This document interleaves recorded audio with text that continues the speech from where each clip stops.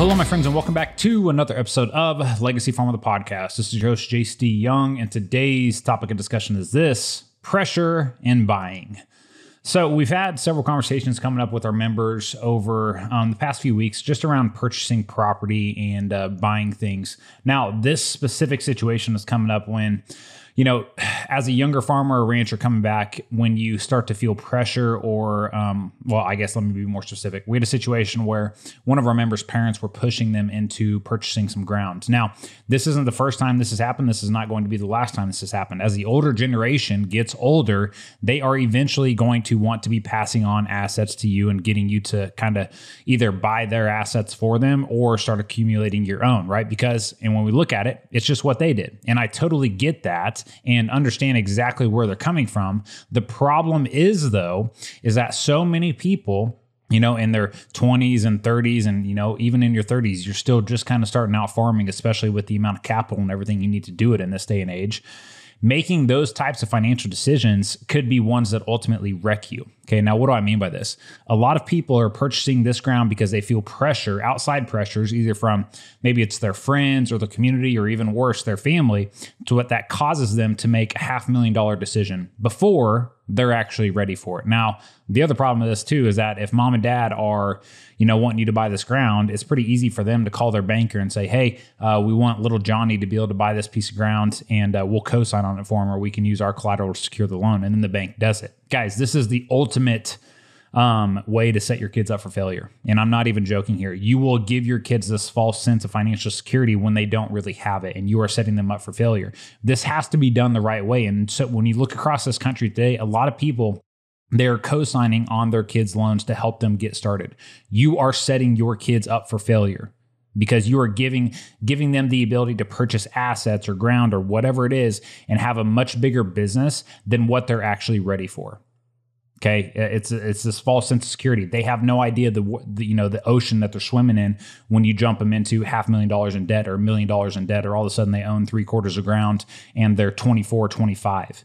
Okay, they don't understand what it's going to take. They don't understand what it took to create that. So for them, the experience was walking in, signing some loan documents at the bank, and that was it. Right. And they did all this because they felt pressure from their parents, again, their community, their friends, other farmers in the area, whatever.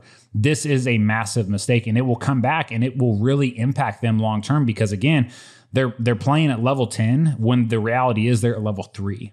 Okay. And you can really set your kids up for failure long term. And especially if they're married too. We bring in the whole family dimension back into this.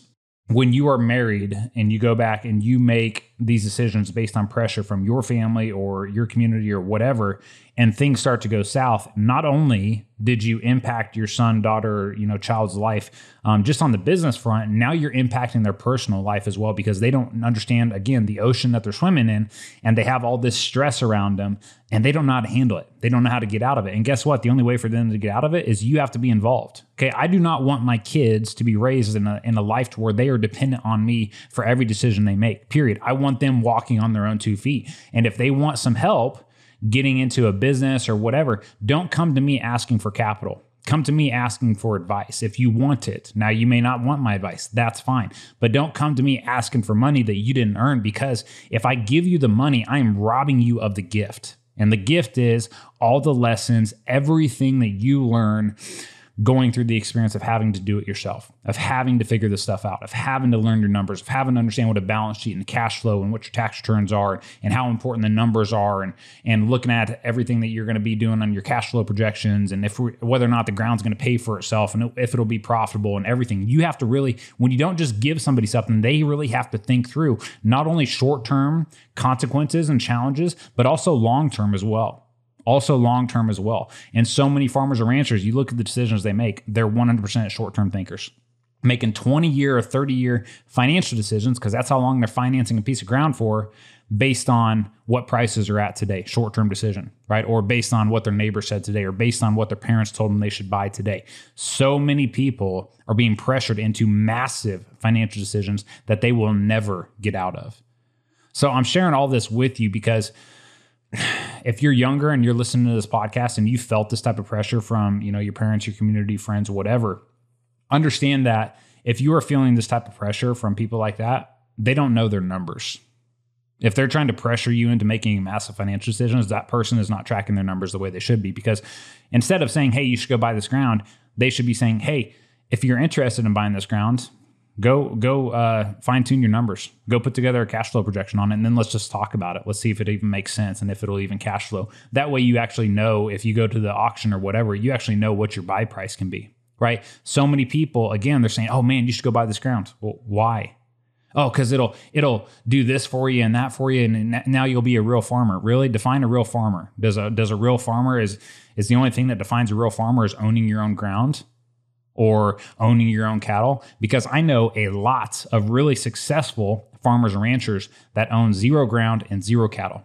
They custom operate for everybody else, and they make bank year after year after year, and they take care of their customers. They do a great job. They care about the ground. They care about the cattle, just like they would if they're their own, except they're passing on all the financial risk and market risk onto the person that actually owns that stuff. So I would not tell that person, hey, you're not a farmer or rancher because you don't own your own ground. That person's a business owner, and they're going to be profitable every single year, and they make decisions based off the numbers, not based on how it's going to make them feel. Because so many kids, again, are coming back, and this isn't just in farming, this is everywhere. We buy things thinking that it's going to give us some false sense of, I don't even know what the word would be, false sense of accomplishment. Like, man, we've arrived. I own my own ground. Now I've arrived in life and I'm good to go. And you go and you sign the documents on it, and then guess what you feel? Nothing. You feel no different than how you felt before. I read a quote the other day that said, if you can't be happy with a cup of coffee, you won't be happy with a yacht. Right? And it's so true. If you can't be happy with a cup of coffee, you won't be happy owning, a quarter of your own ground or whatever it may be. That's not going to solve the hole that you think it's going to fill. It's not going to fill that hole. And so many of us, we waste our lives looking for these things, these material things that are going to solve and fill all these holes around us. And we make these bad financial decisions either on our own merit or from outside pressures like your parents to go and buy these things when you are not financially ready. And guess what? If it does not feel right, then you should not make that decision. When we're making these big decisions, I think I talked about this on a podcast a couple weeks ago. If you're looking to buy a piece of ground and you go through, you run the cash flow projections, everything's looking solid. You have plenty of money to put down on your equity position is going to be great. Your overall, it doesn't impact your overall position with the bank at all, right? You're still protecting overall your borrowing power with the bank, which is a term that we use inside of Legacy Farmer all the time. And the number, that's a key metric that our members are tracking on a day-to-day basis.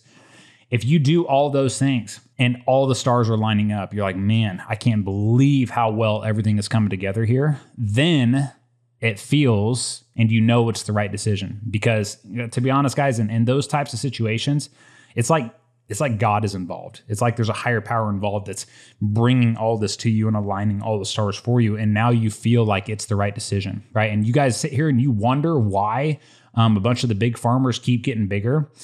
Some of them are getting bigger because the banks are just loaning them money and they're doing it completely out of just guessing, and they have no idea where they're at financially. The guys that are going to be around for 5-6 generations, they are doing it and they are able to do it, and these opportunities are coming to them because they track their numbers at a detailed level, and they do not make a number or make a financial decision based off of feeling. It either works financially or it doesn't. If it doesn't, we get rid of the ground. I don't care if my grandpa farmed it, and his grandpa farmed it. It's been in the the family for 4 generations. If it doesn't make financial sense, we're letting it go. We're reallocating our sources and our energy elsewhere, because guess what? We're trying to, I get that we want to protect the assets that the older generations built, but guess what? Generations don't care. That the older generations, that they're not here to live with this anymore. They don't get those assets anymore. They have died. They've passed on. Guess who actually matters here? The generations to come, your kids.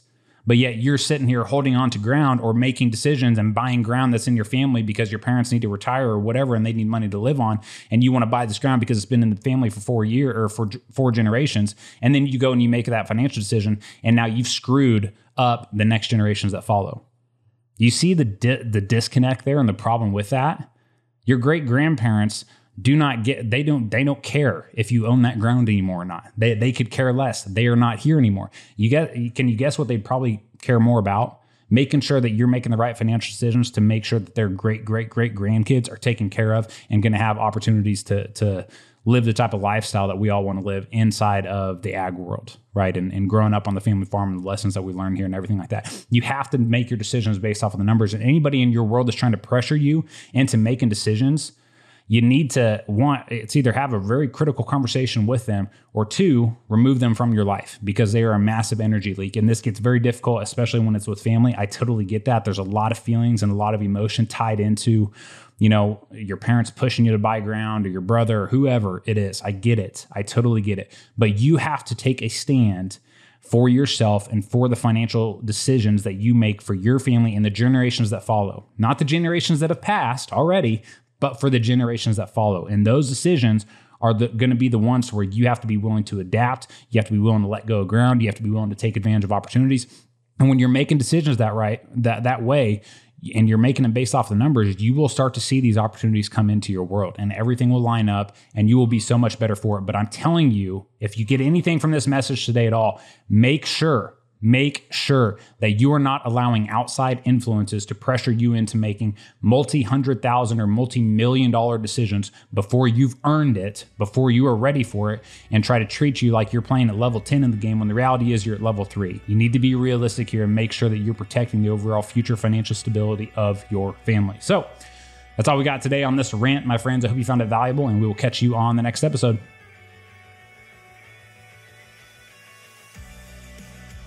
What's up, everyone? My name is Jace Young. I'm the founder of a company called Legacy Farmer, and inside of that company, what we do is we've helped over 300 family farms simplify and streamline the entire financial side of their operation and help them learn their numbers at a deep level so that they can implement the systems and the processes to make sure that their operation lives on for generations into the future.